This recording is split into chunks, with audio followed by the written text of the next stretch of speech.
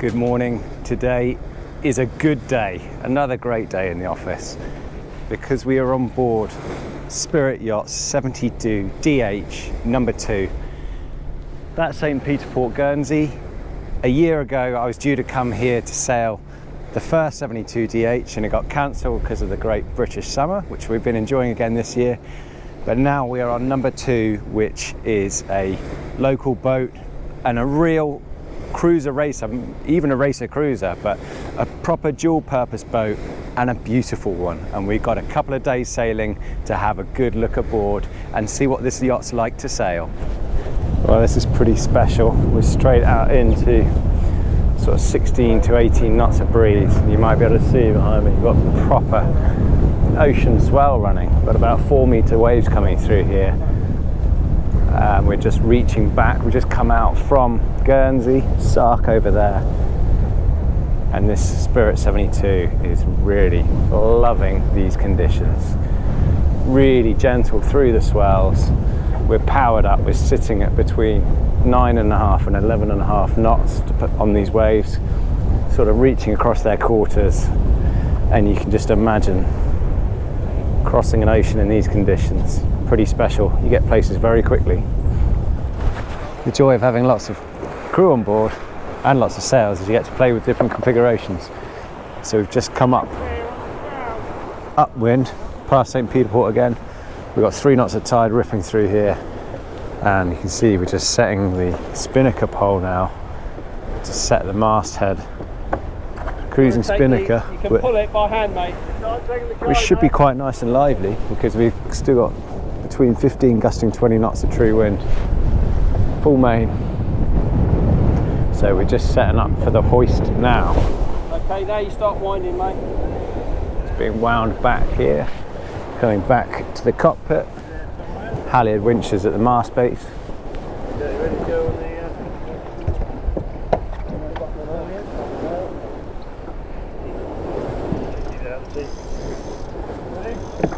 Okay, you all ready back there? Who's on the sheet?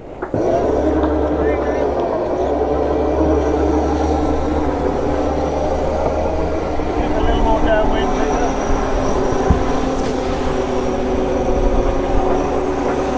So winch there pulling spinnaker up. And now you'll see that'll fill all the way up through the sail. And we should have plenty of horsepower on now. And now we can furl the Genera away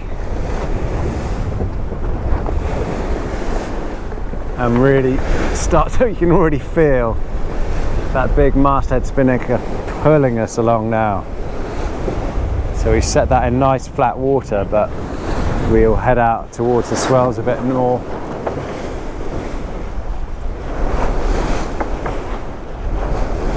And this yacht just likes doing 9.5 to 10 knots. Imagine that's probably what we're already up to now. Let's have a look.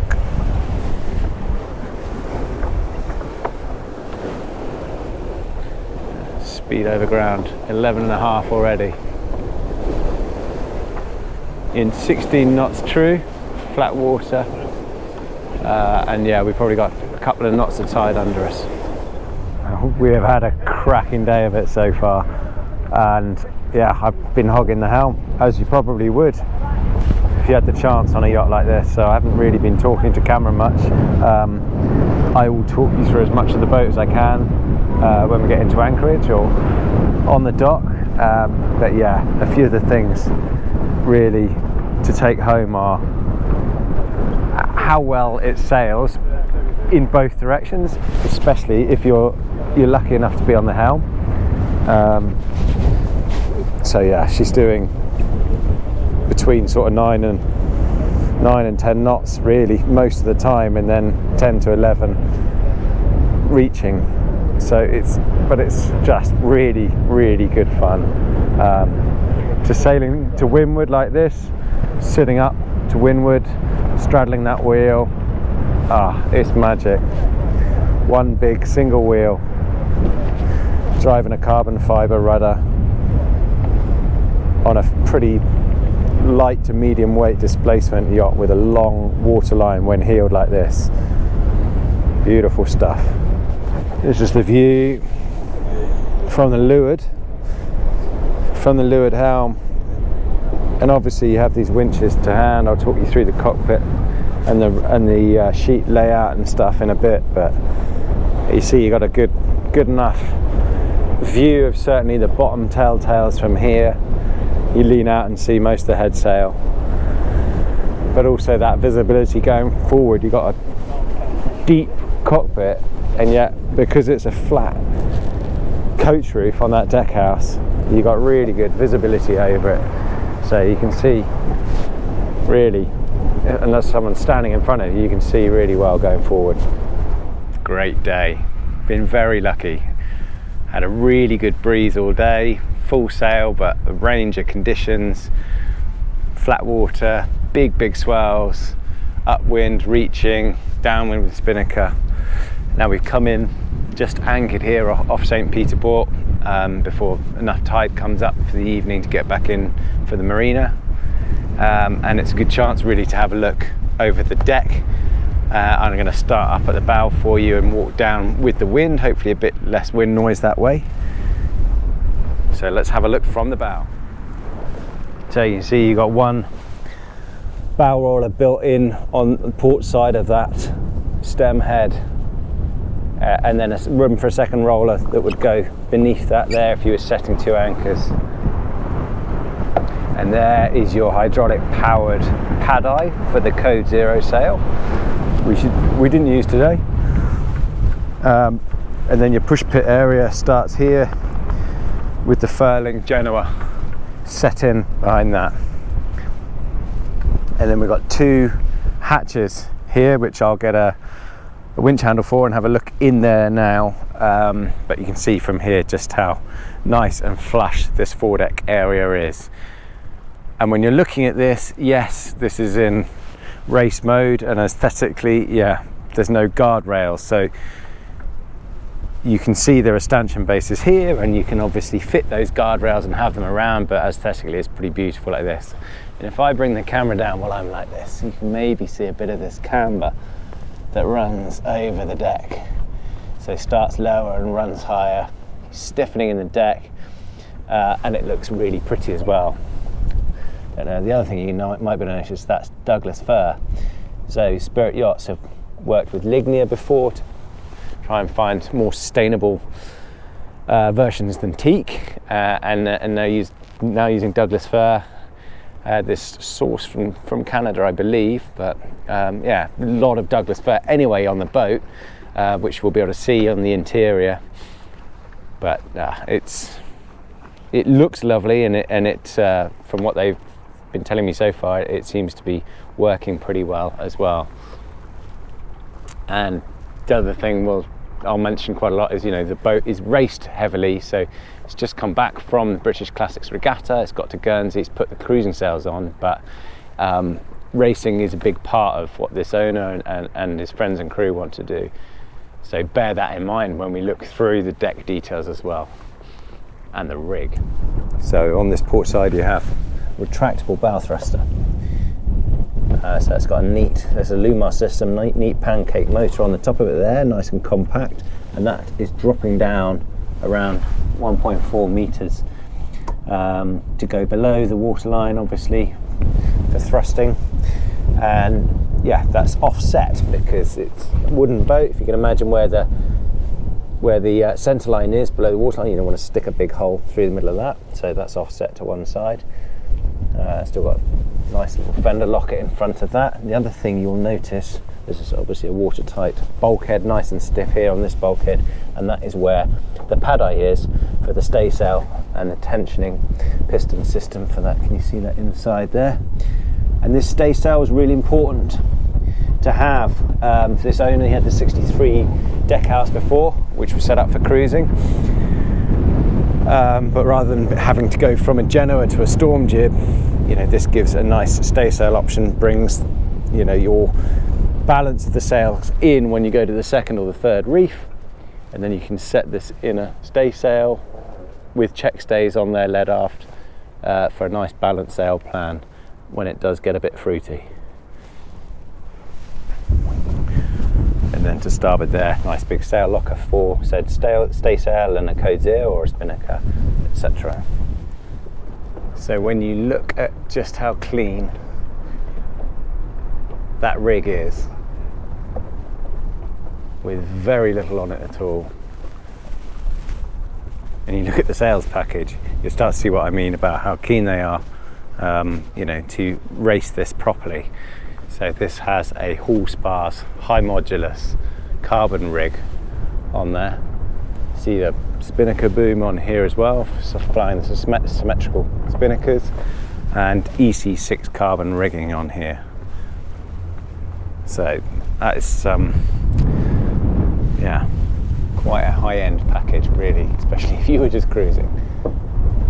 And very clean as well, no sort of radomes on there or satellite dishes or anything like that. Stack pat main, sitting on a Y boom, carbon boom there as well. So this is hydronet material.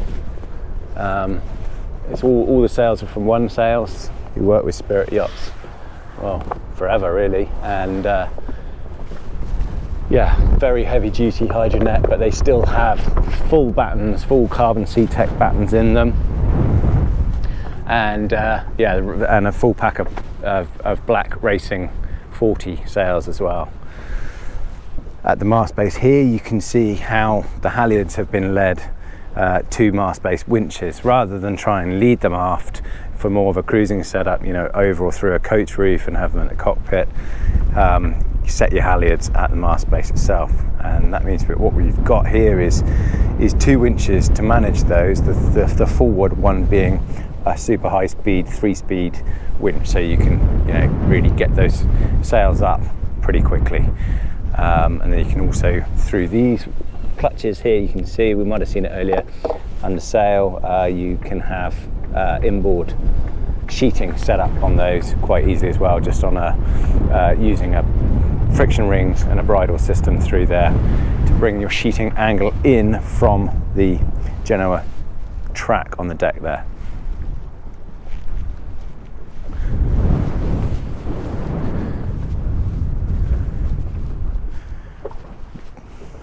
Beautiful skylight hatch there, and then the fan lights of the coach roof itself, and you should be able to notice just how low that coach roof is and flat in terms of visibility from the cockpit itself. Yeah, handrails will be fitted along here before the boat visits the Southampton Boat Show, so it was just finished just in time to get out for British Classics really, a couple of regattas.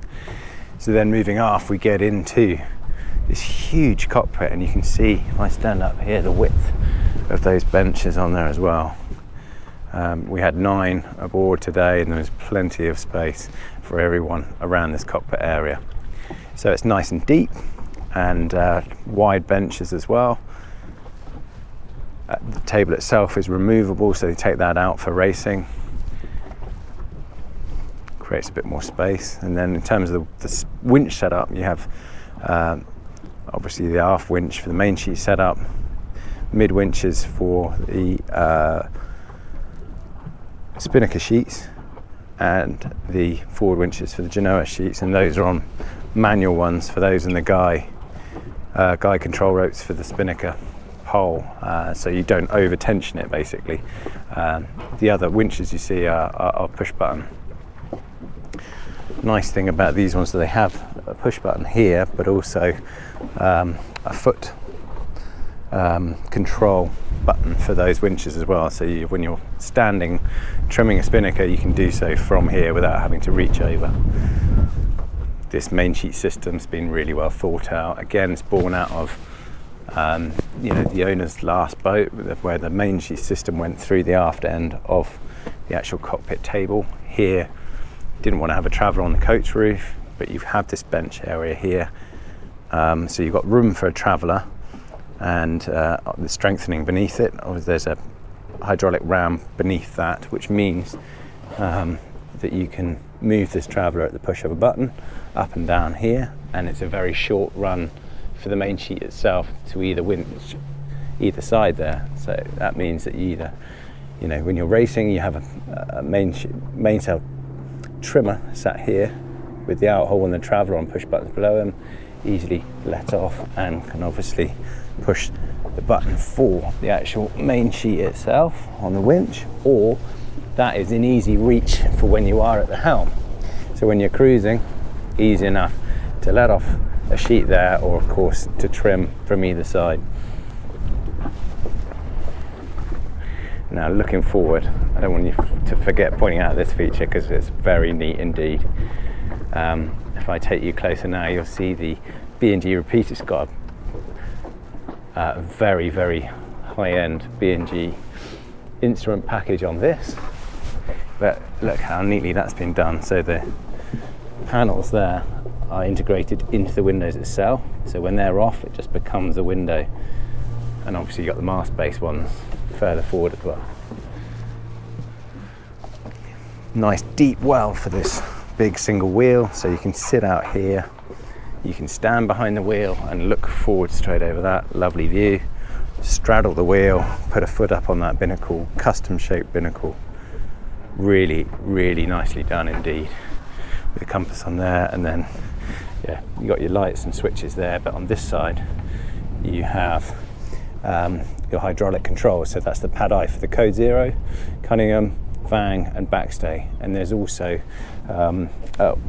obviously there's the port side switches for your main sheet traveller and outhaul as well, but they're also on a remote control system, so you don't have to be right in here to press them. You can control it all on a remote, which is pretty neat for this size boat. That leaves one big aft deck area which is split into 2 lazarettes, which I'll show you in a second. I'll open those up. Backstay obviously, and that there is where a pole will go in, which will be when cruising for a radome, and acts as a crane to lift the dinghy out of this port side locker. Yeah, I like these sprung gas springs on these aft lazarette doors, very nice. So to port, this will be where they're having an F rib, a foldable rib that will go in this section here. And the Torpedo electric outboard as well. So at the moment storage, you might be able to just see further forward in there. You can get all the way through to the aft bulkhead. Bit of machinery space where they've got the hydraulic power pack in there. And there's that mast that will sit on the aft for the radome as well. So then the starboard side lazarette here, plenty of space. Have another couple of spinnakers in here, spare sails, but I really like the way they've separated off these trays here to have your spare sheets and halyards. So this side, what I've just done is open up the cockpit locker above that cockpit bench. Get a bit of light and you'll see the access as I move forward here. You've got Webasto hot aircon and heat compressor there, and there's your rudder and access to the steering gear. So carbon rudder blade, carbon rudder stock, big quadrant there, and look how short and direct the Jeffer wire steering is, straight up to the binnacle above right here. And that forward is obviously your watertight bulkhead before the accommodation itself. So access into that steering gear and aircon that side, and then the shallow bench locker on this side.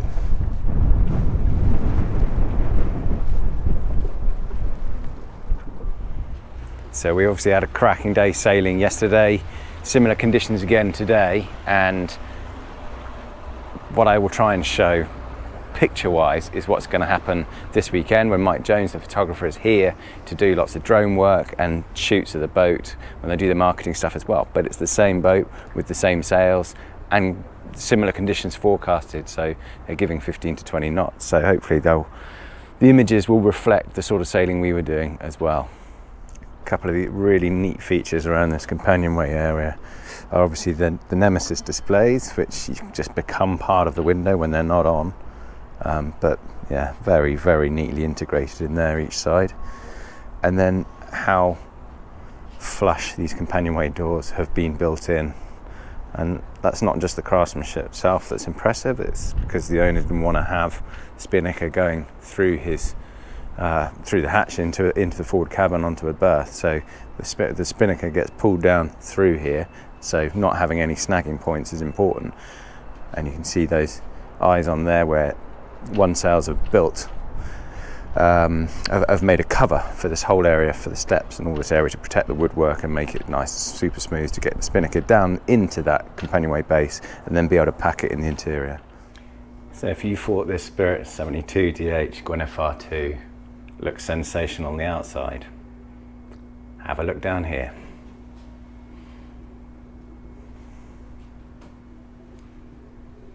It really is something special. I mean, starting with this layout, the deck house gives you this natural light through here, and you have a really sort of modern style layout, really, by having this huge galley area. People always congregate around a kitchen, and that's the same here. Big work surfaces, all in this natural light. These horizon, I don't know, there's a wall over there, but you're looking straight out there when you're cooking, when you're in the galley, when you're standing here, and then you drop down into this huge saloon area. And the feeling is one of, well, to put it in the owner's words, he wanted a tranquil and simple yacht, and the reason being it calms you when you're on board, and it celebrates the craftsmanship that this Ipswich yard are now famous for, and rightly so, because wherever you look, whether you're looking up through these fanlight windows, whether you're looking at any details of the actual joiner work, the cabinetry making, the craftsmanship is exceptional. So we're going to have a good look through here now and see why. And another thing you'll notice as well is just how voluminous it feels, and that's without, again, the owner wanted to celebrate that, to be able to see the frames, the planking, be able to feel the boat wherever you're on it, because it's a very relaxing thing. And this is a true Spirit style as well, the Spirit of Tradition style, and that's their classic element of having this, a lot of mahogany on show. And whereas the first boat that launched a year ago was built for family cruising and charter, and has a more modern look to it, so a lot more white painted surfaces, where this is largely, apart from a couple of white painted bits around the galley there and further forward, it's largely, you know, very much this Sipo mahogany on show, and of course the yellow cedar hulls, which are, you know, on display in here and in the cabins. And then in terms of layout, the first boat had the forward berth was further aft, and then the heads area linked into a crew cabin. There's no crew cabin on this, so we will start up there, and you'll see just how much space you get in this forward cabin. It's a 72-foot yacht, and it feels that through the length and volume. You know, it's 3 guest cabins, but lovely. I mean, yes, you lose a lot of space in the ends, but in a way, from not having all the cabinets and raised stowage, etc., that you'd normally have on a yacht like this, you feel the boat through it. I mean, yeah, look at that. I don't think I've met an owner before that's as passionate about his boat and the feeling it brings him, and the pride of it. So he likes writing, so you have a writing desk here, and can sit here calmly, or in one of these 2 reading chairs here. Attention to detail, lift up there. I mean, look at craftsmanship there, even pen holder for it as well. It doubles as a vanity table as well, with a mirror there that swings out. And we sat here in these reading chairs, had a long chat about the build of the boat, and it really is a very, very calming space. In terms of stowage, you can obviously have what you want. These are pretty much custom boats, but the engineering and design of this 72 is very advanced, so they try and keep the layout to the suggestions they have. But obviously you could add extra stowage, but there are corner ones here, so in that, and then a bigger locker behind in there, nice lit cedar lined locker. Stowage below the seats itself, bank of 4 drawers, and then bow thruster battery further forward of that as well. Nice lighting as well, just a little bit of subtle up lighting for those to see the hull planking as well. And then yeah, more stowage in there, and again in this aft locker with the drawers below in there as well, and those come right out, so they're deep drawers. A nice reading cabinet in there, and then the ensuite heads is a really good size as well, with a proper separate shower area with a rainfall head shower in it, good ventilation above, and a holding tank further outboard. And these heads have low wattage toweling, heated toweling rails on there as well, electric flush loos. Moving back into the saloon area, that's the mast base of this Hallspars carbon rig, and as you can see where the external mast jack goes on there, it goes through there to tension the rig. And then you have on the starboard side here those lovely leather armchairs, so that could be chosen with a saloon berth as well, and again left empty to behind those to see the woodwork and craftsmanship, which I'll try and show you on some details, but it's, you know, it is exemplary. And these ring frames do have carbon fibre support on them, and that means they can be slightly narrower, stronger, stiffer, lighter, and those are used around carbon fibre around the chain plates, etc. Areas of max load, cabinets in there for glasses and trophies when they get them, because as I mentioned before, regatta sailing is a big part of the programme for this boat. All these floorboards are screwed down, so they're not moving, no noises at all. I'll show you any important ones to show below the floorboards, lift them up and that sort of thing as we go through. Again, another favourite area for the owner is to have these armchairs. And there's whiskey cabinet below there, and a nice view up through that skylight as well, which is open now, so we've got fresh air pouring into the boat. It does feel like a living object actually. Below forward saloon berth, you've got hydraulics. So one side you've got battery bank of lithium ion batteries, so 1000 amp hours at 24 volts of lithium ion batteries. And then below the aft saloon berth is a water maker as well, Schenker water maker. Saloon table, another lovely piece of craftsmanship. So you can obviously sit 8 around here as it is, and then there's space in this locker there for a couple of directors' chairs, so you can sit 10 around it. But yeah, these leaves all fold out.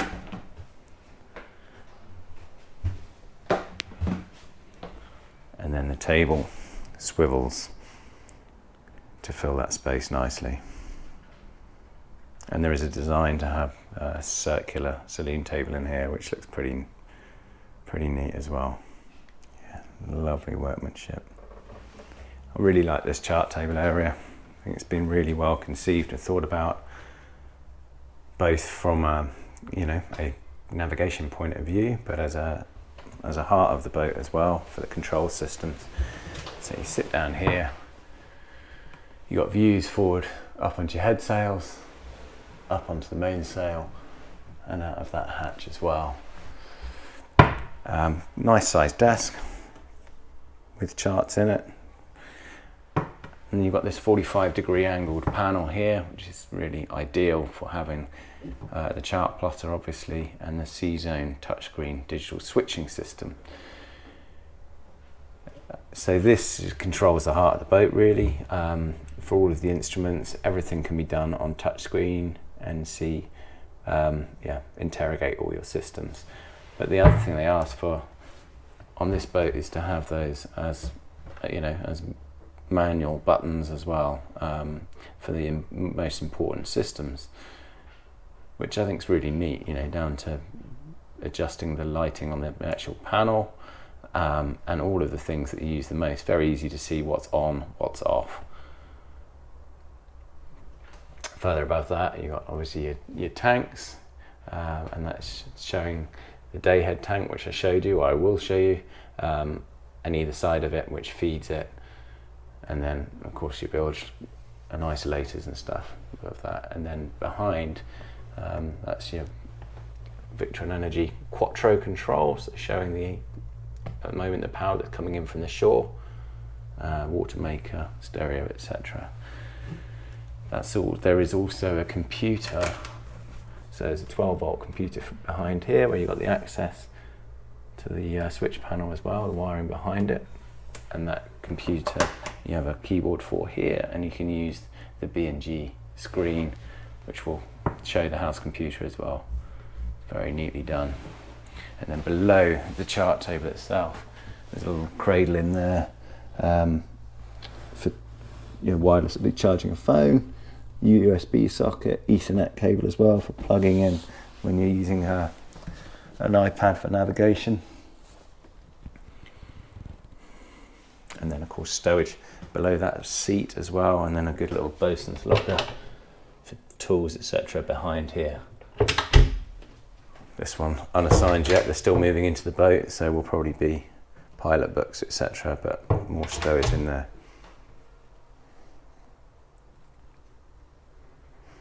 And then the tanks and the access to the engine, etc., we'll look at separately. So you've got these crockery stowage below here, again really nicely done, custom made, and these just lift out so that when they're racing they can lift one out without taking individual plates out. It's the same with the knives and the cups and everything else. They're in one unit which can be taken out of the boat, reduce weight. Lovely deep fiddles with handrails on them, very, very tactile too. And practical when you're moving forward. And then you've got twin bins under there, so you just lift one side of that. Can I do this one-handed? And then you've got a recycling bin on the other side as well, with access below those. Twin sink here. This panel's being replaced, that's why it's not quite flush as well. Put a drawer in there, because there is more room below those two sinks before you go into the engine access. And then you've got still loads more fiddled worktop space there as well. And yeah, this is what I mean, standing at the kitchen to prepare and cook food, you're looking straight out of those windows, you've got light pouring in above you as well. There is the option to have a window obviously in that forward panel as well, but this one's got the traditional opening skylight there as well, which is pretty lovely to have. 130 litre opening fridge, front opening fridge there, and a 70 litre freezer or fridge lift top. This Miele induction cooker is apparently really very impressive as well. And then Spirit add the fiddling elements to them, and yeah, I mean the gimbal and the fiddles to it in-house.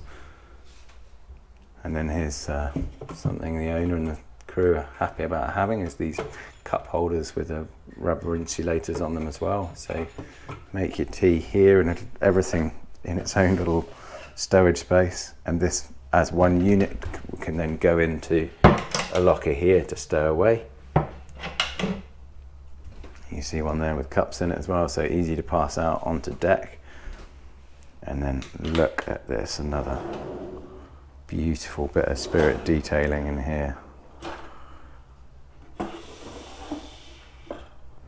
Oh yeah. Again, those just pull out to take them out when the boat's racing in one.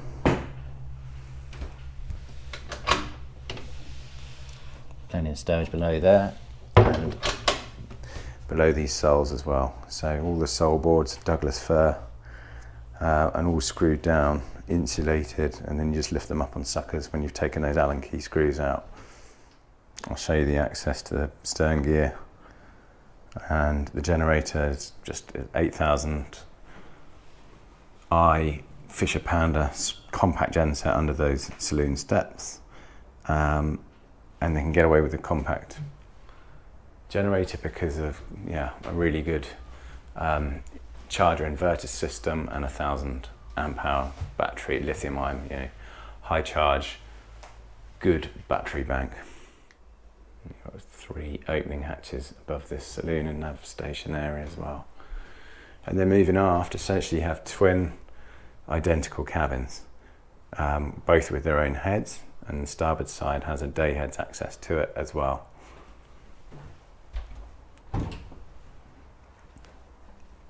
And both these heads also have a nice tall separate shower as well. Just open the door the wrong way, with a rain head to it and a separate roving shower head there. Nice little wet hanging stowage in there as well, all just in the shower itself. And they have their own holding tanks outboard again, heated towel rails, the sinks drain into the shower sumps. Shower sumps can be drained manually, individually, or there's on that switch panel I showed you before is just a single button to empty all shower sumps before you go sailing. Make sure they don't slosh out. Now then, in these aft cabins, huge headrooms here. I mean, I can just about reach those. So you have big, tall area as you come into here, and then they're in a twin with an infill for a double if you want it. So the actual berth space is good. You lose your headroom here, mind your head on that.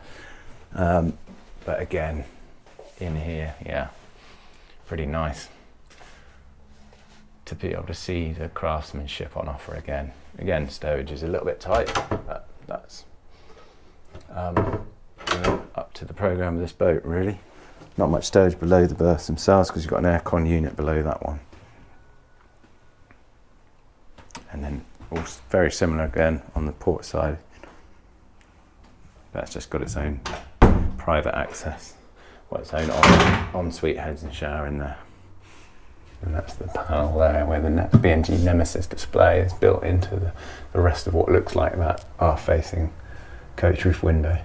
So this is showing the access into the engine room and fuel tanks basically. So lifted up that fuel panel and this side access into the engine room. And this is the door into the service area. So you've got the day tank there, which is fed from this flexible fuel tank on either side, right next to the engine. So you've got 400 litre tank here and then again under the galley.